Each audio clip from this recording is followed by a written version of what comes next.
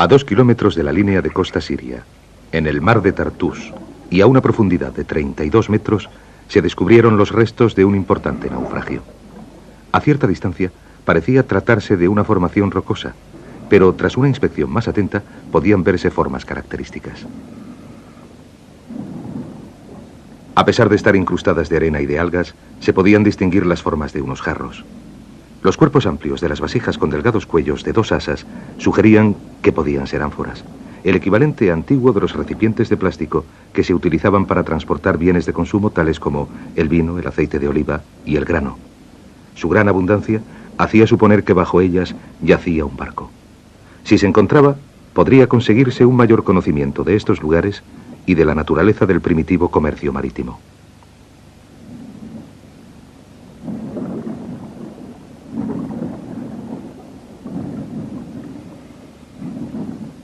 El descubrimiento requería un cuidadoso plan previo.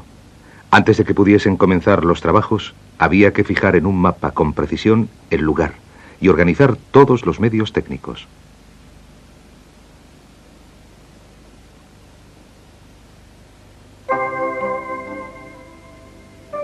Los vínculos comerciales entre China y el Mediterráneo existían desde tiempos tan remotos como el año 2000 a.C. La seda, el oro y el marfil iban y venían entre Asia y Europa a través de un camino transasiático conocido como la Ruta de la Seda. Cuando llegaban por tierra hasta la costa de Siria, los bienes comerciales se embarcaban hacia Roma y hacia Constantinopla. Los restos de navíos de carga hundidos, como el hallado en Tartus, guardan una valiosa información a través de la cual se puede fechar el desarrollo del comercio entre Oriente y Occidente, permitiendo armar las piezas de la historia antigua. Los sirios llaman a esta zona la tierra elegida por Dios. En esta región se desarrollaron tanto el primitivo cristianismo como el islam. Pero las tierras de la costa norte de Siria ya habían prosperado mucho tiempo antes del desarrollo de estas dos religiones. Su situación, en el extremo occidental de la Ruta de la Seda, aseguraba a esta región la prosperidad y el desarrollo mediante el comercio. La antigua Ugarit, construida alrededor del año 1500 a.C., fue en un tiempo un importante puerto comercial utilizado por los cananeos y por los fenicios, un pueblo marinero. En 1929 se descubrieron en Ugarit unos bloques de arcilla con unas letras grabadas que formaban la base de los alfabetos europeos y que demostraban que la ciudad había sido en un tiempo la capital de la civilización cananea. En la región también se encuentran restos arqueológicos del periodo grecorromano. Gracias a operaciones comerciales de éxito, el gobernante griego Seleuco financió la construcción de la ciudad y la llamó Apamea, en honor de su esposa. Aún se elevan unas esbeltas columnas a lo largo de una vía pública que en tiempos tenía 2 kilómetros de longitud. La virtuosa arquitectura típica del periodo grecorromano da testimonio del éxito de las civilizaciones que florecieron gracias al primitivo comercio entre Oriente y Occidente. Los antiguos sistemas comerciales siguen sobreviviendo en la Siria del norte. En Alepo, a 100 kilómetros al sur de la frontera turca, a diario se reúnen grandes rebaños de ovejas y cabras para llevarlos al mercado.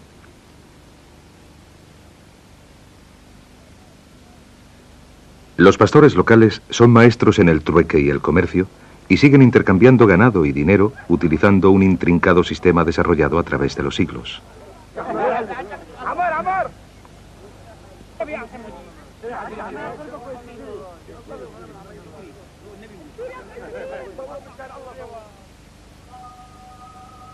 Alepo aparece en el Viejo Testamento como la ciudad en la que se detuvo Abraham en su viaje de Ur a Hebrón. En el periodo grecorromano, Antioquía era la capital comercial dominante de la región, pero Alepo, que era con mucho la ciudad más antigua, ocupó ese puesto en época islámica. La ciudad floreció bajo el dominio musulmán desde el año 700 hasta el 1200. Los comerciantes que viajaban hacia el norte desde Asia, India y Persia descansaban en Alepo antes de seguir por tierra hasta Turquía o por mar al norte de África y al sur de Europa. En el siglo XVII, Khan al-Basir construyó en la ciudad un caravanserai muy elaborado. Esta versión antigua de un hotel internacional atraía a los comerciantes y proporcionaba riqueza a la ciudad. Al atravesar las murallas de la ciudad, los visitantes pagaban un impuesto y todos los tratos comerciales que se realizasen a partir de entonces estaban también sujetos a una tasa. La situación de Alepo, en el extremo occidental del tramo de la Ruta de la Seda conocido como la Gran Ruta del Desierto, además de sus fáciles accesos a Europa y África, tanto por tierra como por mar, la convirtieron en la capital de una vasta región comercial. Los florecientes mercados de la ciudad testimonian aún hoy en día toda aquella tradición.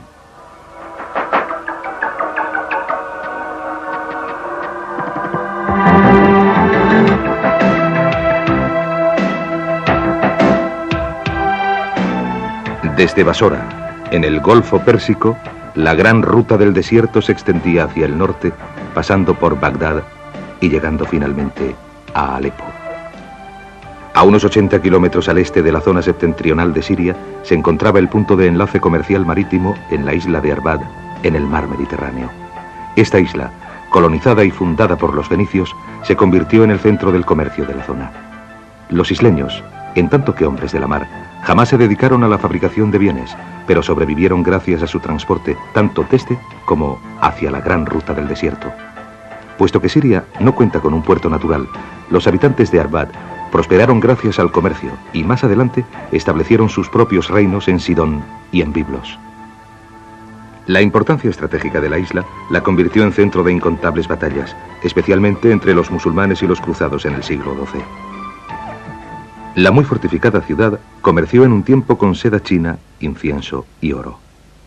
Hoy día está poblada por los descendientes de las gentes de Arbad, que siguen sobreviviendo gracias a sus conocimientos del mar, de la pesca y de la tradicional forma de construir los barcos. Tal y como han averiguado los descubrimientos arqueológicos, el diseño de barcos con casco de madera en esta región ha cambiado muy poco a lo largo de más de 2000 años. Y los fabricantes locales de barcos dicen que los suyos son los mejores del Mediterráneo oriental. Alrededor de la isla se han descubierto muchos vínculos con el pasado, y entre los objetos encontrados ha habido alguna rareza histórica.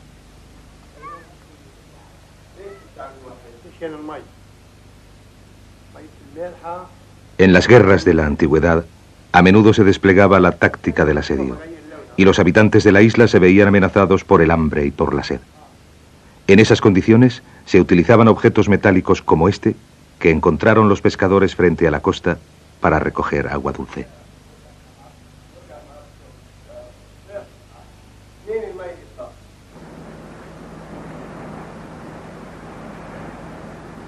Los pescadores locales conocen una fuente de agua dulce, inusual pero vital, que se encuentra frente a las orillas de la isla desde hace siglos.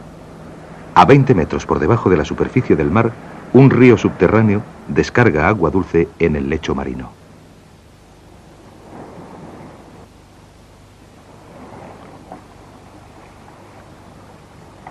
Cuando las reservas de agua potable de la isla se agotaban, entraba en juego el artefacto metálico ideado en Arbad.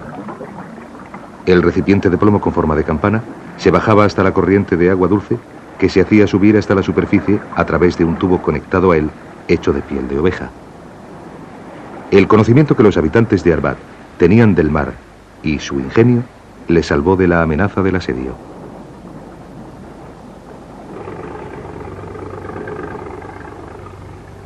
En el verano de 1985 comenzó la investigación alrededor de las ánforas hundidas en el mar de Tartus.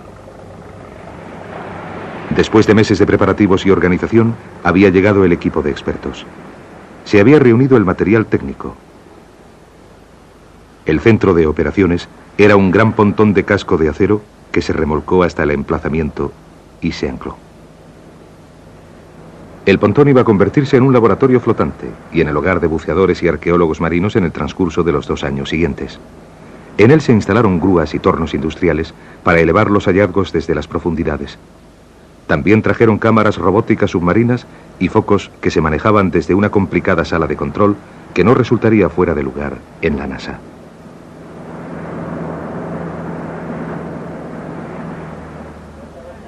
Había que construir para la tripulación salas de descompresión, habitáculos y cocinas.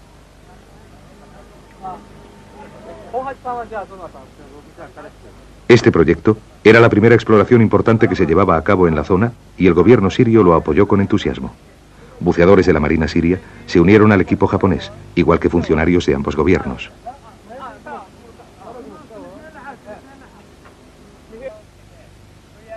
La difícil tarea de coordinar la operación multinacional con los problemas derivados de la barrera del lenguaje y de las diferencias culturales estuvo en manos del doctor Shozo Tanabe, del Instituto Cultural de Kioto, en Japón.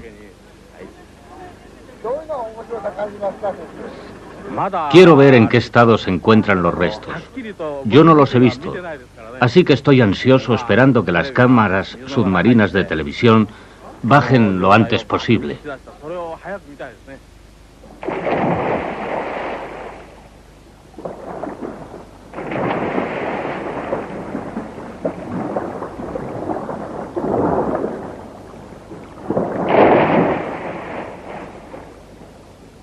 Había que colocar en posición grandes cantidades de material técnico antes de que pudiese comenzar eficazmente la excavación.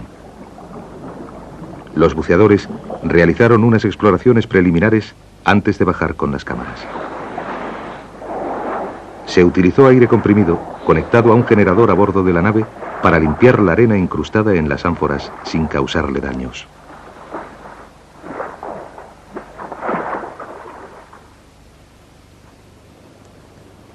A una profundidad de más de 30 metros, el trabajo a mano era muy difícil. Pero cuando se conectaba el aire comprimido, su empuje lo convertía en un valioso instrumento para mover objetos pesados por el lugar.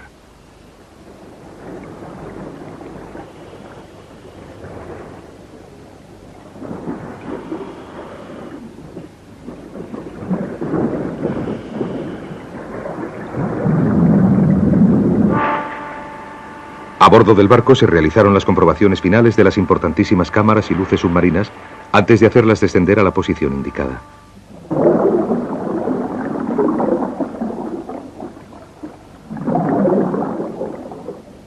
La zona de los alrededores de las ánforas parecía una escena de una película de ciencia ficción.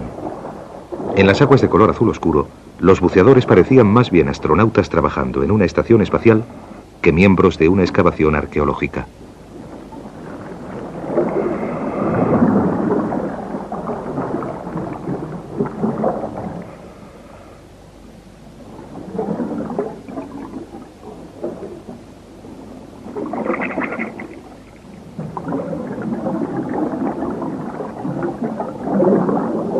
Se instaló una rejilla de 2 metros cuadrados para que se pudiese localizar con precisión la posición exacta de cada una de las ánforas.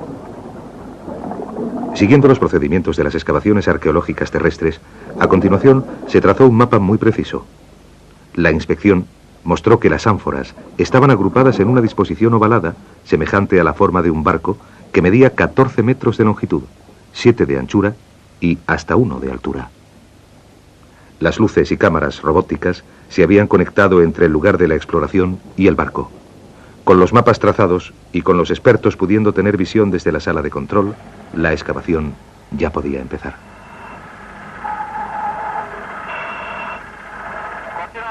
A bordo del barco llegó finalmente el momento que había estado esperando el doctor Tanabe.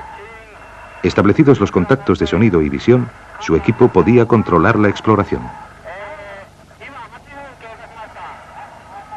La vigilancia precisa del tiempo desde la sala de control aseguraba que los buceadores no correrían el riesgo de quedarse sin aire.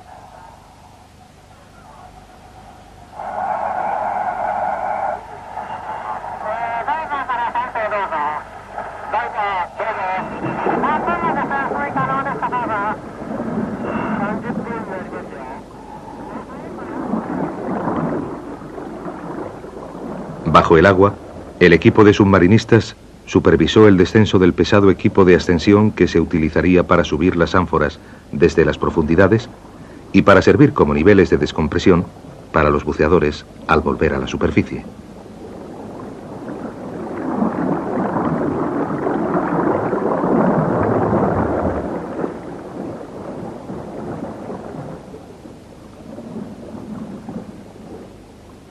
En algunos momentos, la sala de control parecía una pequeña estación local de radio, transmitiendo la música favorita de los buceadores.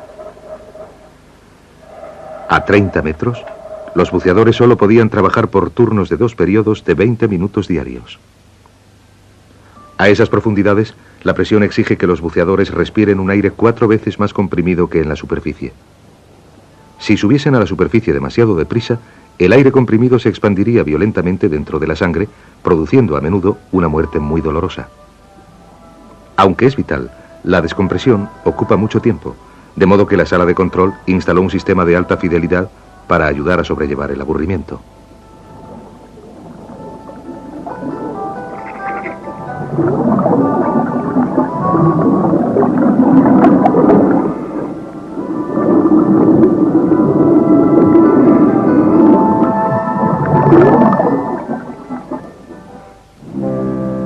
La importancia estratégica de la región la ha convertido en escenario de actividades militares hasta hoy en día.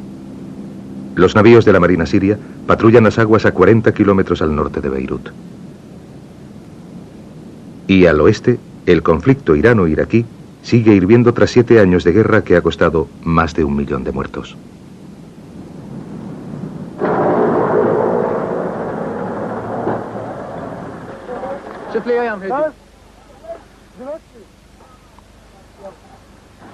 Después de los arduos preparativos, había llegado el momento de excavar y de subir las ánforas a la superficie.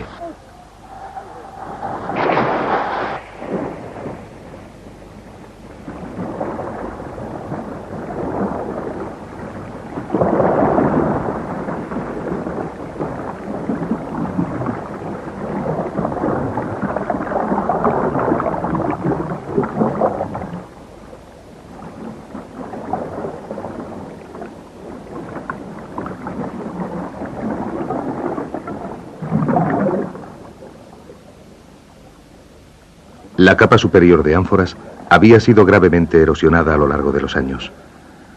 Muchas se habían roto y habían sido dispersadas por las mareas, pero debajo de ellas algunas permanecían intactas. Originariamente llenas de aceite o de vino, las ánforas estaban ahora llenas de barro y arena y pesaban hasta 30 kilos. Para transportar sus preciosos hallazgos a los cestos elevadores, los buceadores llenaron en parte sus trajes de goma con aire comprimido para aumentar la flotabilidad. En la primera capa solamente se habían marcado más de 1000 piezas que se rescatarían, pero ya resultaba claro que los restos del barco estarían probablemente debajo de las ánforas, por lo que el ritmo de trabajo se aceleró.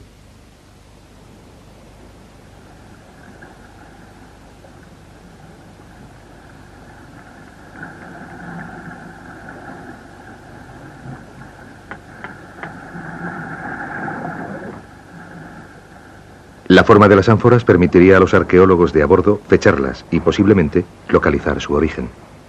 Si se podían encontrar restos del barco, se podría construir una imagen más completa del primitivo comercio marítimo.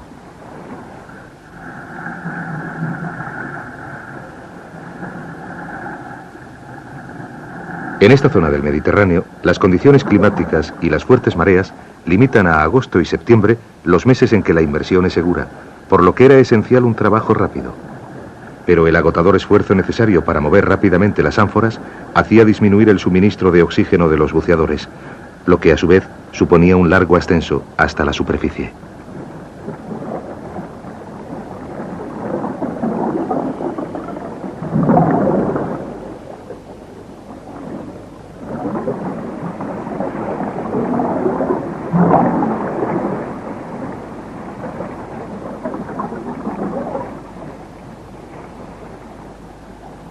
Al cabo de 50 días, se subieron las primeras muestras de ánforas completas, marcando el final del proyecto de inmersión del año. La etapa siguiente de la exploración estaba en manos del Dr. Tanabe y de su equipo de arqueólogos. Enfrentado a una compleja serie de preguntas, el equipo arqueológico trataría de reconstruir una imagen histórica de las ánforas. ¿Cuándo las fabricaron? ¿Qué contenían? ¿Y dónde las fabricaron? Tras estar siglos sobre el lecho marino, las ánforas fueron izadas fuera del agua y resultó aparente enseguida que todas tenían la misma forma, lo que hacía pensar que habían sido fabricadas en el mismo lugar.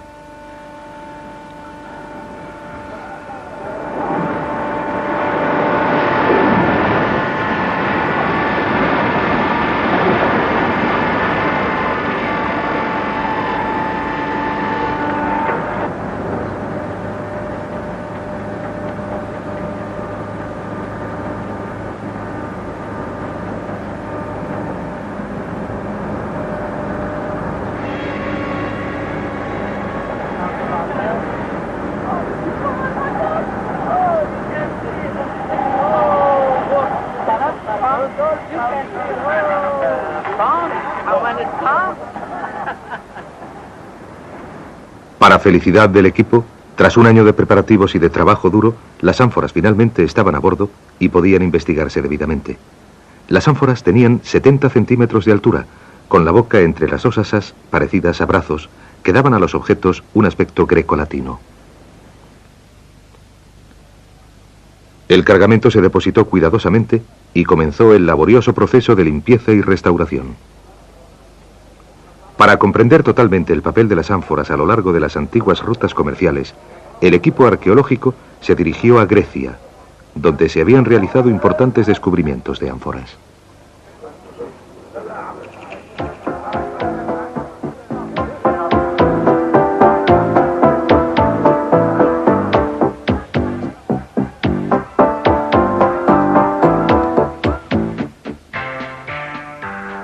La historia del comercio marítimo data de las épocas míticas. La isla de Santorini, en el mar Egeo, era un floreciente puerto comercial en tiempos tan remotos como el año 2000 a.C., cuando la civilización minoica dominaba la región.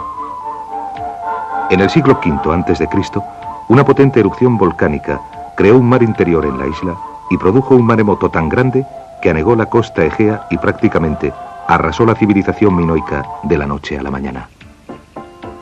Akrotiri, en el sur de Santorini, fue descubierta hace menos de 30 años. Igual que las ruinas de Pompeya en Italia, Akrotiri se ha conservado muy bien bajo las cenizas volcánicas.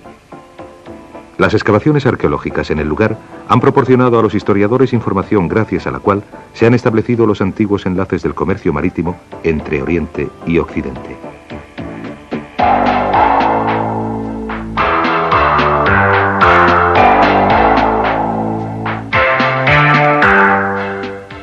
Continúa la investigación y se han desenterrado calles enteras y casas bien conservadas. Las calles pavimentadas y el sistema de alcantarillado subterráneo indican que la civilización minoica estaba muy desarrollada en épocas como 2000 años antes de Cristo.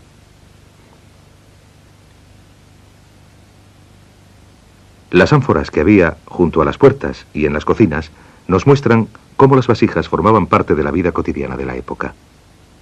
Aunque de forma diferente a las descubiertas en el mar de Tartús, las ánforas de Akrotiri se utilizaban para propósitos muy similares, como contenedores de vino, grano y especias.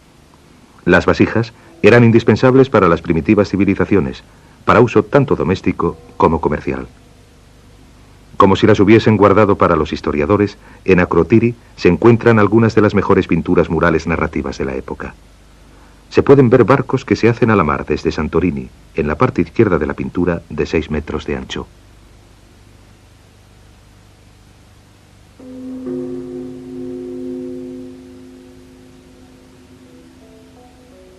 La gran flota incluía tanto barcos de vela como de remos, y el viaje aparecía como una gran empresa.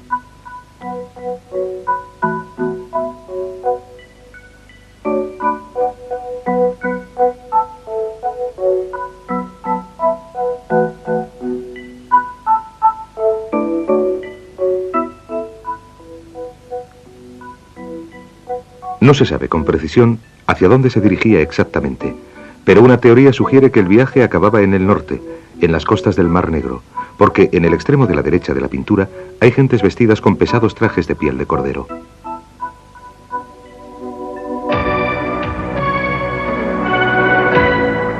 Los marineros de más éxito de los tiempos precristianos fueron los romanos. Su influencia se esparció a través del Mediterráneo, del Oriente Próximo, de las costas centrales de Europa y del norte de África.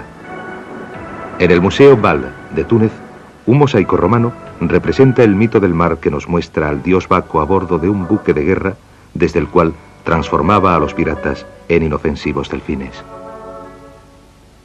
En la época de los mitos, el viaje marítimo era una empresa peligrosa, con las amenazas de monstruos, piratas y apariciones. El emperador Julio César está representado resistiendo a la tentación de las sirenas que tratan de atraer a su flota hacia una costa rocosa. En el museo también se exhiben unos platos fabricados en Grecia antes del nacimiento de Cristo. Las ánforas eran un símbolo común de riqueza y abundancia y se utilizaban para decorar piezas cerámicas en el periodo greco-romano.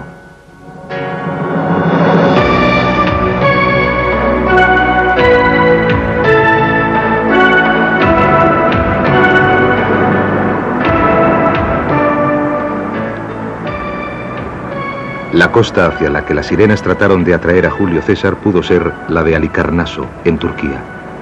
Conocida desde hace siglos como cementerio de barcos, la zona se ha convertido desde entonces en un importante centro para la arqueología marina.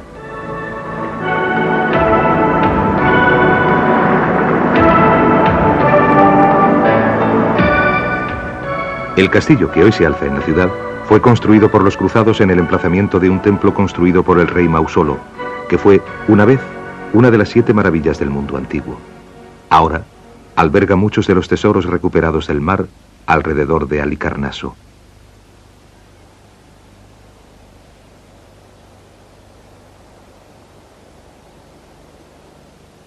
Entre las cosas encontradas, hay una extensa serie de ánforas que van desde la Edad de Bronce hasta el periodo bizantino. El doctor Tanabe y su equipo llegaron al museo con la esperanza de comparar sus descubrimientos del mar de Tartús con los de Halicarnaso.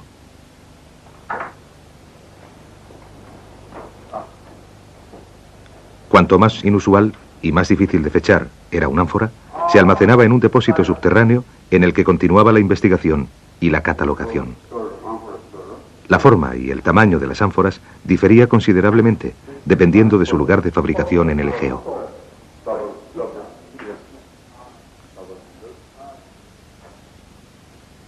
Un éxito parcial recibió a los arqueólogos japoneses cuando una ánfora como la suya fue hallada, pero su historia no podía fijarse con exactitud.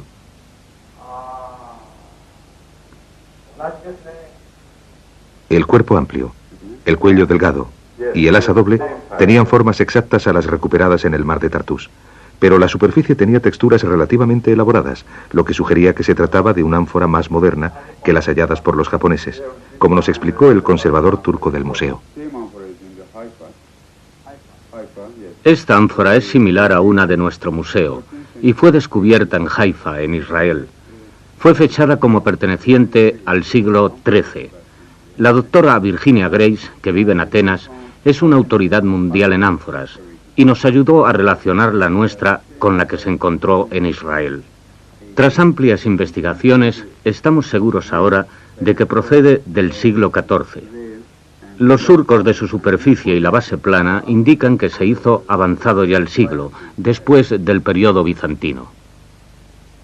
Siguiendo los consejos de expertos arqueólogos turcos, el doctor Tanabe fue a Atenas, donde una ánfora igual a las encontradas en el mar de Tartús había sido descubierta en las colinas que rodean a la Acrópolis.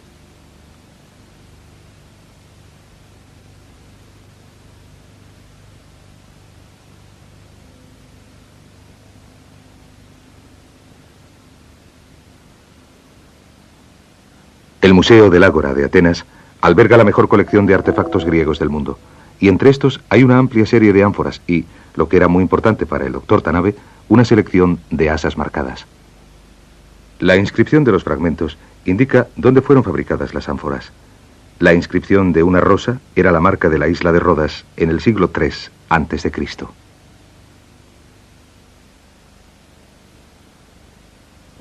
El dibujo de una ánfora era la señal de producción bizantina en los siglos VI o VII.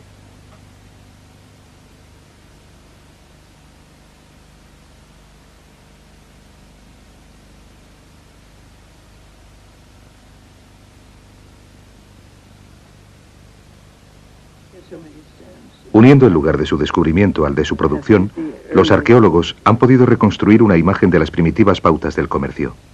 La doctora Grace arrojó alguna luz sobre los hallazgos de Tartús. Creo que el cálculo se realizó a partir de los depósitos. Debía llevar otras cosas. Quiero decir que si uno realmente quiere saber qué más transportaba, probablemente habrá una serie de indicios que son otra clase de cosas en el mismo depósito. Pero probablemente encontrarán todo eso en el lugar de su naufragio. Lo que sabemos es bastante vago, y cuando hayan acabado con este naufragio, cuénteselo a ellos. Necesitan estudiar este naufragio a fondo para poder encontrar la fecha de estas vasijas. En el verano de 1986 se reanudó el trabajo en el mar de Tartús. Se esperaba poder desenterrar el barco que transportaba las ánforas y calcular su edad mediante un proceso con carbono. Pero las inversiones fueron interrumpidas a menudo por vientos potentes que soplaban desde el desierto sobre el Mediterráneo. La sala de control tenía que actuar velozmente para proporcionar seguridad a los buceadores cuando se recibía un aviso de tormenta. Las olas levantadas durante una galerna hacían peligroso el proceso de descompresión del equipo subacuático, que no podía saber con precisión la profundidad a que se encontraban. Hubo que izar gran parte del material técnico por miedo a que la tempestad hubiese podido mandarlo a la deriva sobre la delicada zona de la excavación. El equipo multinacional actuaba velozmente en momentos de dificultad.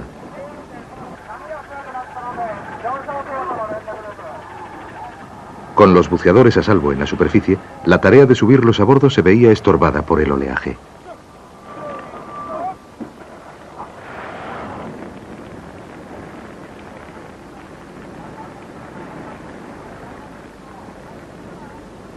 Después de haberse preparado para sumergirse, el equipo subacuático se enfrentaba a la desilusión de otro día de trabajo perdido.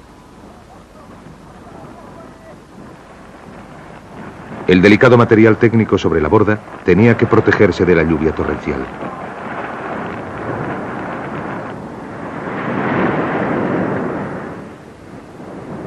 Durante las tormentas, el pontón era inútil y un navío de apoyo tenía que montar guardia.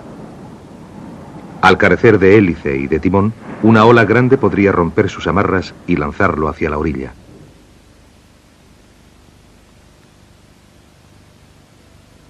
Las tormentas se fueron tan rápidamente como vinieron, y el trabajo se realizó bien durante septiembre. Para finales de mes se había desenterrado la segunda capa de ánforas.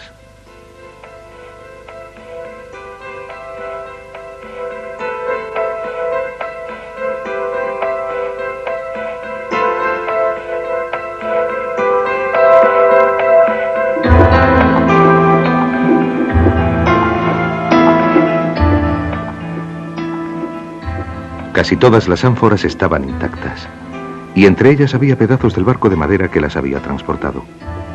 Este fue el periodo más excitante para el equipo arqueológico de a bordo, que esperaba que se descubrieran otros objetos a medida que continuaba la excavación. Si se encontraban artículos personales pertenecientes a la tripulación, entonces el proceso de fechar el viaje y de comprender su finalidad resultaría más fácil.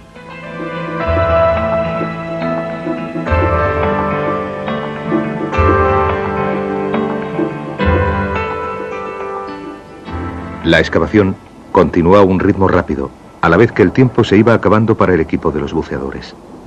Cuando solo quedaban 2 semanas de inmersiones programadas, el doctor Tanabe decidió que se excavase una zanja de 2 metros de profundidad a través del lugar del naufragio para obtener acceso al casco del buque. Para acelerar el proceso, se emplearon bombas industriales para que absorbiesen arena y restos de pequeño tamaño desde abajo hasta la superficie. La actividad era intensa, y a veces la localización parecía más una mina a cielo abierto que una excavación arqueológica. Pero se hicieron progresos y se desvelaron algunas cosas vitales.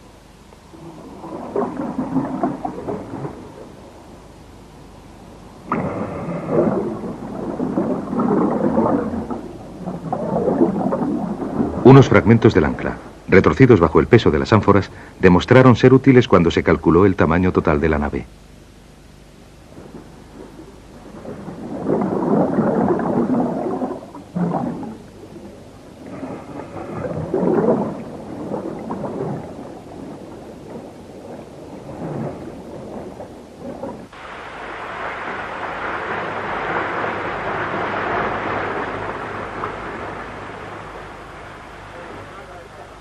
A bordo del barco, las bombas succionadoras proporcionaban una fuente constante de descubrimientos más pequeños para los arqueólogos de la superficie.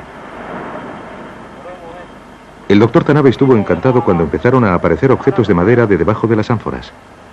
Una pieza de forma oblonga tenía lo que parecía ser un orificio para un clavo, lo que confirmaba que se trataba de una pieza de la estructura.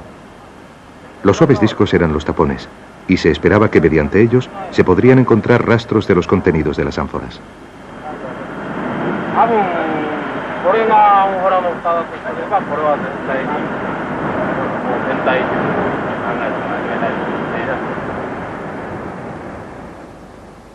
Fragmentos de cerámica vidriada y coloreada fueron descubiertos, así como piezas grabadas con dibujos en arabesco, lo que sugería que el barco podría ser de origen árabe.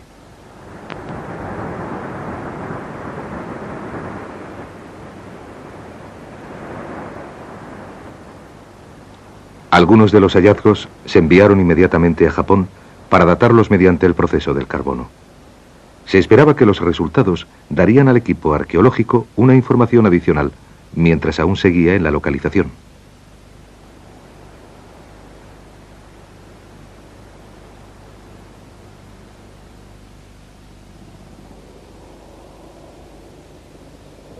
A 10 kilómetros del lugar del naufragio se encuentra la fortaleza de Marwab. Fue construida por los musulmanes en el siglo XI y en el siglo XII fue ocupada por cristianos cruzados que le añadieron una torre vigía y unas murallas para repeler los ataques.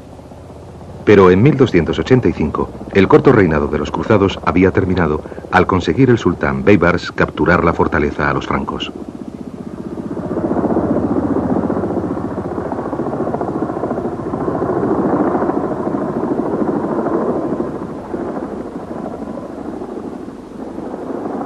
La doctora Virginia Creis había sugerido que las ánforas del naufragio del mar de Tartús procedían del periodo de los conflictos entre cristianos y musulmanes. Los primeros resultados del proceso de datación en Japón reafirmaban esta teoría. Posiblemente el barco había sido una baja durante la batalla o mientras intentaba llevar suministros a la guarnición.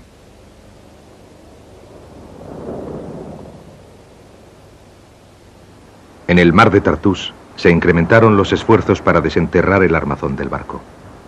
Si se podía descubrir rápidamente, entonces sus pedazos se izarían a la superficie antes de finalizar el programa de inmersiones.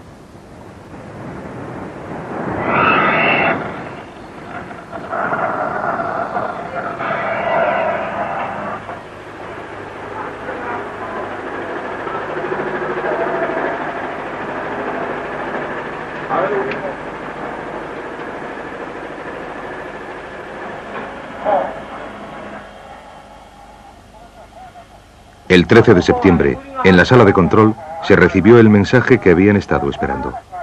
La estructura principal de la nave había sido puesta al descubierto.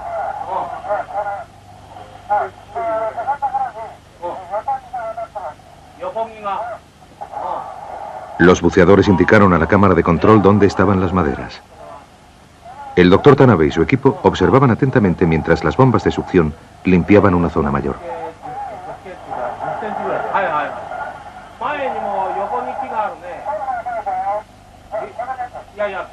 Después de 2 años de exploración, empezaba a emerger lentamente.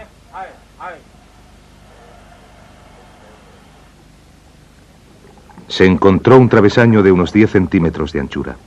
Algunas de las piezas parecían chamuscadas, lo que hizo pensar que se hubiese podido prender fuego al barco antes de que se hundiese.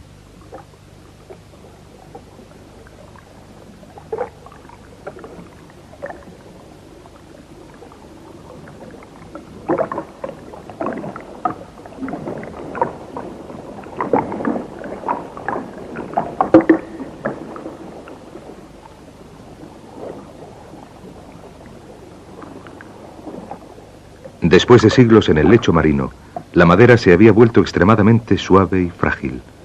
Los buceadores se movían con mucho cuidado por temor a dañar la estructura.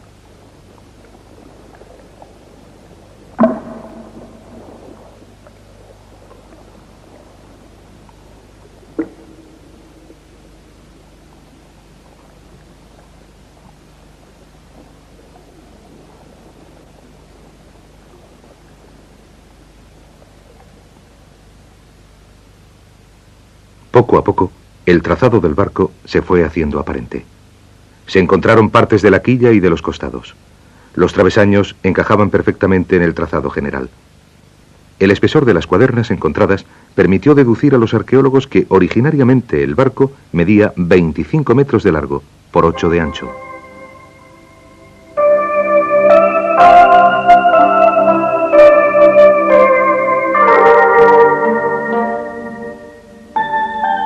Las pruebas recogidas sugerían que el barco era un gran navío de carga de origen bizantino del siglo X. Había permanecido relativamente intacto con el cargamento de ánforas cuidadosamente ordenado a ambos lados de la partición. Los 5.000 artículos recuperados del naufragio lo convirtieron en los restos más abundantes jamás encontrados en esta región.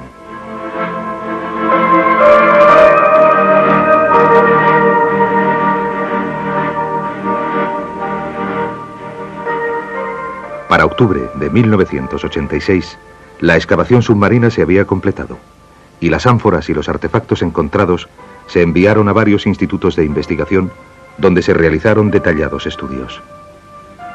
Se esperaba encontrar algún indicio de los contenidos de las ánforas.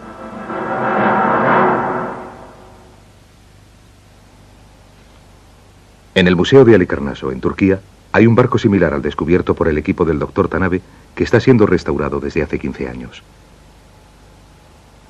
Después de pasar siglos en el mar, la madera adquiere una consistencia gelatinosa que exige un manejo muy delicado.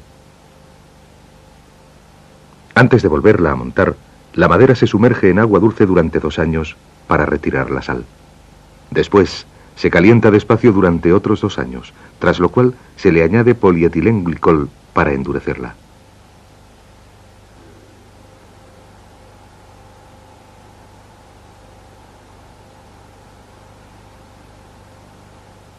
Se recuperaron más de 3.000 piezas entre los restos del naufragio, y cada una de ellas se volvió a colocar cuidadosamente en su posición original. El enorme rompecabezas tuvo ocupado al equipo durante más de 2 años.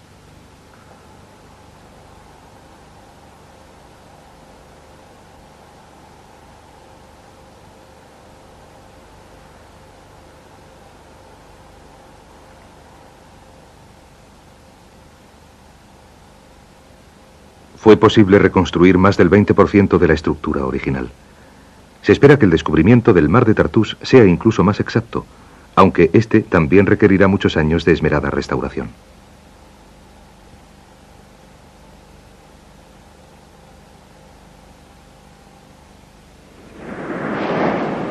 Los viajes y el comercio marítimo han jugado un papel vital en el desarrollo de todas las grandes civilizaciones. Desde los primeros tiempos, la humanidad ha explorado el globo en busca de lo nuevo. A través del intercambio se han esparcido ideas, religiones y conocimientos por el mundo entero.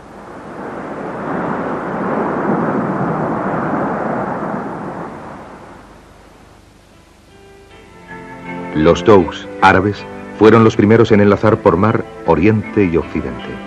Su soberbio diseño ha cambiado poco desde que los primeros comerciantes, empujados por los vientos monzones, navegaron a lo largo del mar de Arabia hacia India y el lejano Oriente.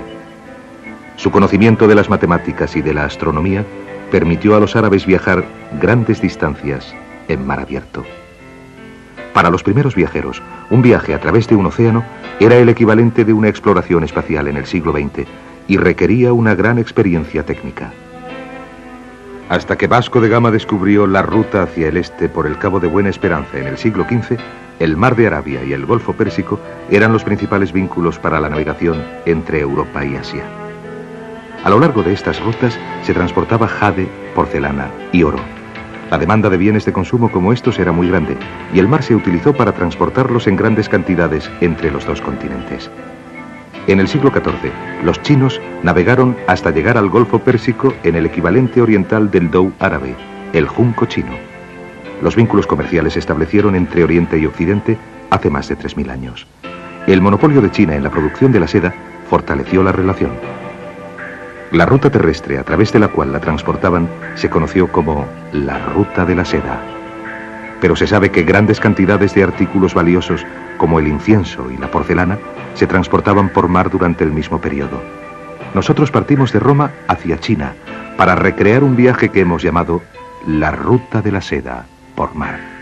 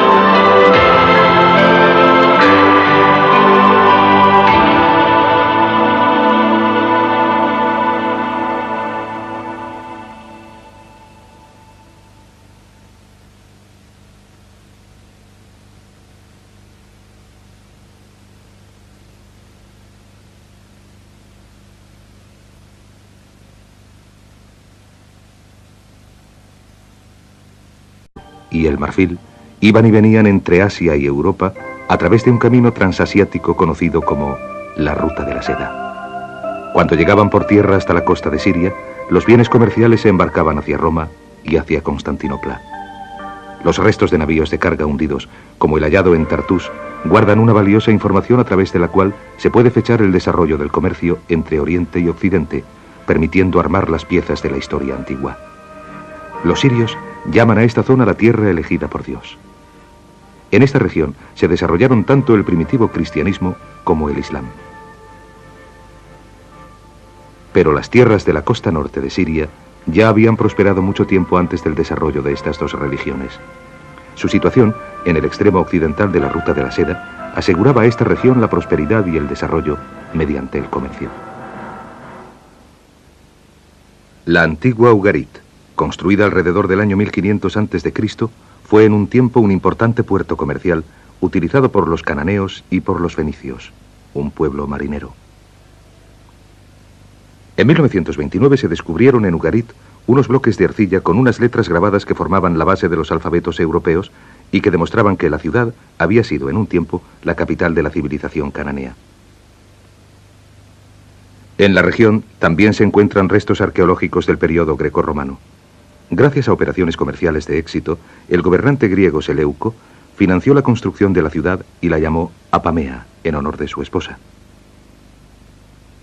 Aún se elevan unas esbeltas columnas a lo largo de una vía pública que en tiempos tenía 2 kilómetros de longitud. La virtuosa arquitectura típica del periodo grecorromano da testimonio del éxito de las civilizaciones que florecieron gracias al primitivo comercio entre Oriente y Occidente. Los antiguos sistemas comerciales siguen sobreviviendo en la Siria del norte. En Alepo, a 100 kilómetros al sur de la frontera turca, a diario se reúnen grandes rebaños de ovejas y cabras para llevarlos al mercado.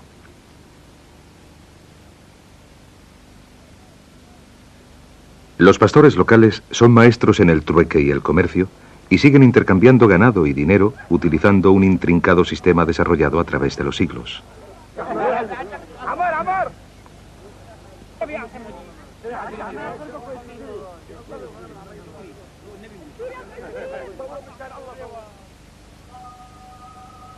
Alepo aparece en el Viejo Testamento como la ciudad en la que se detuvo Abraham en su viaje de Ur a Hebrón. En el periodo grecorromano, Antioquía era la capital comercial dominante de la región, pero Alepo, que era con mucho la ciudad más antigua, ocupó ese puesto en época islámica. La ciudad floreció bajo el dominio musulmán desde el año 700 hasta el 1200. Los comerciantes que viajaban hacia el norte desde Asia, India y Persia descansaban en Alepo antes de seguir por tierra hasta Turquía o por mar al norte de África y al sur de Europa. En el siglo XVII, Khan al-Basir construyó en la ciudad un caravanserai muy elaborado. Esta versión antigua de un hotel internacional atraía a los comerciantes y proporcionaba riqueza a la ciudad. Al atravesar las murallas de la ciudad, los visitantes pagaban un impuesto y todos los tratos comerciales que se realizasen a partir de entonces estaban también sujetos a una tasa. La situación de Alepo, en el extremo occidental del tramo de la Ruta de la Seda conocido como la Gran Ruta del Desierto, además de sus fáciles accesos a Europa y África, tanto por tierra como por mar, la convirtieron en la capital de una vasta región comercial. Los florecientes mercados de la ciudad testimonian aún hoy en día toda aquella tradición.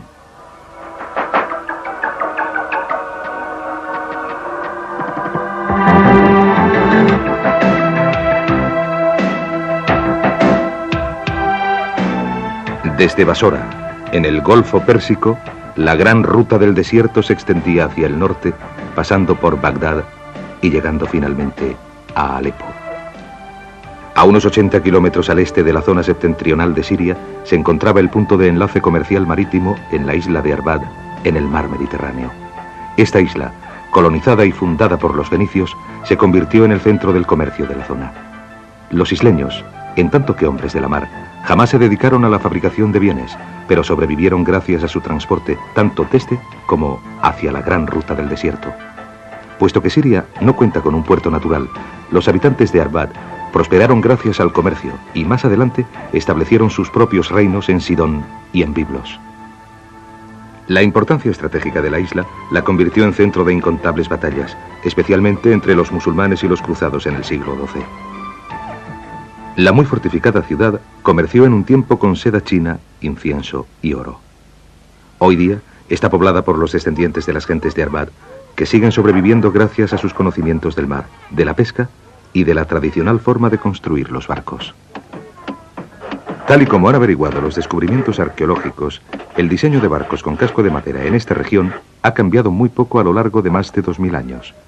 Y los fabricantes locales de barcos dicen que los suyos son los mejores del Mediterráneo oriental. Alrededor de la isla se han descubierto muchos vínculos con el pasado, y entre los objetos encontrados ha habido alguna rareza histórica.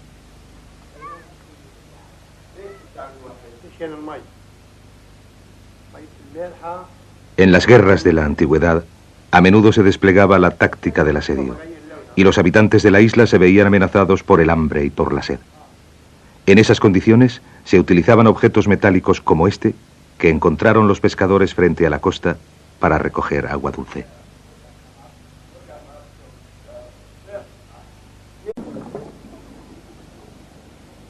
A 2 kilómetros de la línea de costa siria, en el mar de Tartus, y a una profundidad de 32 metros, se descubrieron los restos de un importante naufragio. A cierta distancia, parecía tratarse de una formación rocosa, pero tras una inspección más atenta, podían verse formas características. A pesar de estar incrustadas de arena y de algas, se podían distinguir las formas de unos jarros. Los cuerpos amplios de las vasijas con delgados cuellos de 2 asas sugerían que podían ser ánforas, el equivalente antiguo de los recipientes de plástico que se utilizaban para transportar bienes de consumo tales como el vino, el aceite de oliva y el grano. Su gran abundancia hacía suponer que bajo ellas yacía un barco.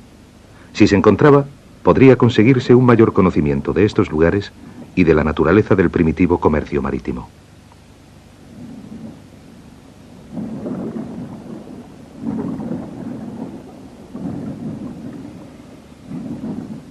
El descubrimiento requería un cuidadoso plan previo.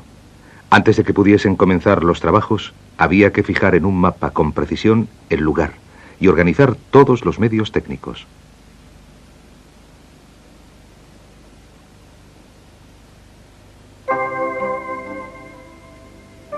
Los vínculos comerciales entre China y el Mediterráneo existían desde tiempos tan remotos como el año 2000 a.C. La seda, el oro,